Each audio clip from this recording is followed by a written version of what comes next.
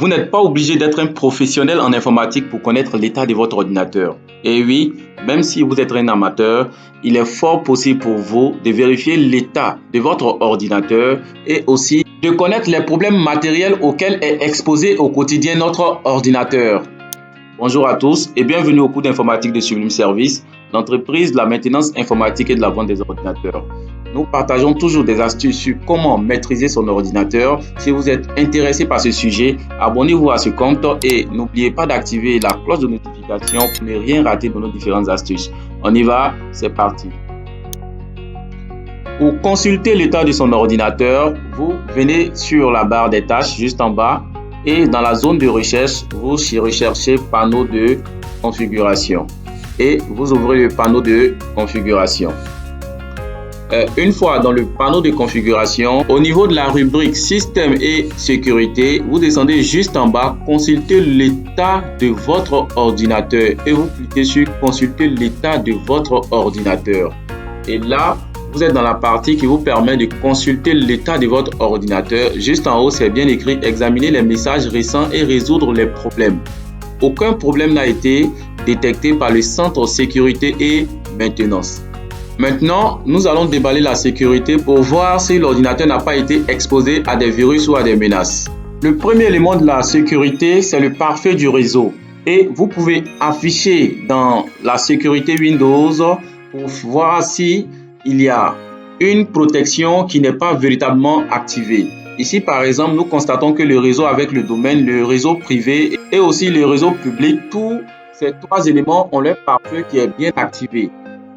Après avoir vérifié cela, vous pouvez vous retourner maintenant sur le deuxième élément dans Windows toujours, c'est-à-dire la protection antivirus, pour vérifier si votre ordinateur n'a pas été exposé ces temps-ci à des virus ou encore à d'autres types de menaces. Et là, l'ordinateur nous informe sur les menaces actuelles. Et ici, c'est écrit aucune menace actuelle.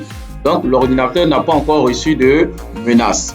Et il vous est possible alors de faire des vérifications, c'est-à-dire lancer une analyse rapide ou encore de choisir l'option d'analyse, c'est-à-dire si vous voulez faire une analyse complète, une analyse rapide, une analyse personnalisée ou encore faire une analyse hors connexion. Voilà, et quand vous finissez de choisir, par exemple, vous prenez analyser maintenant et ils vont vous faire des propositions. À vous de bien lire les informations avant de les appliquer. On va partir maintenant sur notre deuxième élément qui est à la réalité la maintenance. Et dans la maintenance, on va déballer juste l'élément, on va le dérouler. Ici, vous avez signalé des problèmes, c'est bien activé.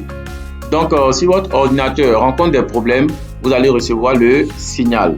Et ce qui est plus important, c'est d'afficher l'historique de fiabilité. Et on va afficher l'historique de fiabilité.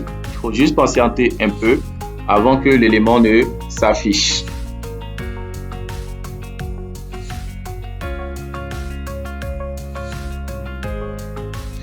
Voilà, ici, nous avons un élément très important et cet élément-là nous donne un aperçu sur les différents éléments, sur les différents problèmes que notre ordinateur rencontre ou encore des différentes informations qui sont peu ou prou utiles à notre ordinateur.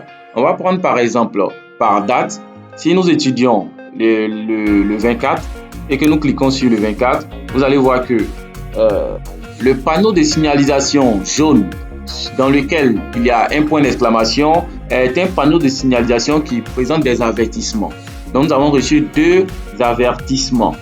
Et parmi ces deux avertissements-là, nous allons afficher ce qui est dit véritablement là-dessus. Échec de l'installation. L'installation de la mise à jour suivante a échoué avec l'erreur. Cela veut dire que la mise à jour qui se faisait ce jour-là n'a pas pu aboutir. Et les explications vont abonder dans ce sens-là. Si vous prenez maintenant le I simplement, donc nous sommes au 26, le I nous donne des informations. Pour lui, il ne s'agit pas de problème, mais il s'agit des informations utiles. Ici, par exemple, il s'agit d'une installation qui a réussi. Donc, avec le I, vous avez les informations sur votre ordinateur. Et nous allons passer maintenant au dernier élément, c'est-à-dire la croix rouge. Et on va cliquer ici, par exemple. Et là où on a la croix rouge, l'ordinateur va nous donner des informations et on va afficher cela. Et l'information que nous avons est Windows n'a pas été arrêté correctement. Ça, c'est un problème majeur que l'ordinateur vous signale. Cela nécessite donc de faire très attention à la manière dont on éteint notre ordinateur pour ne pas avoir un problème beaucoup plus véritable que juste une signalisation. Il est donc impérieux d'afficher la fiabilité pour voir les problèmes auxquels notre ordinateur est exposé pour pouvoir intervenir avant qu'il ne soit trop tard.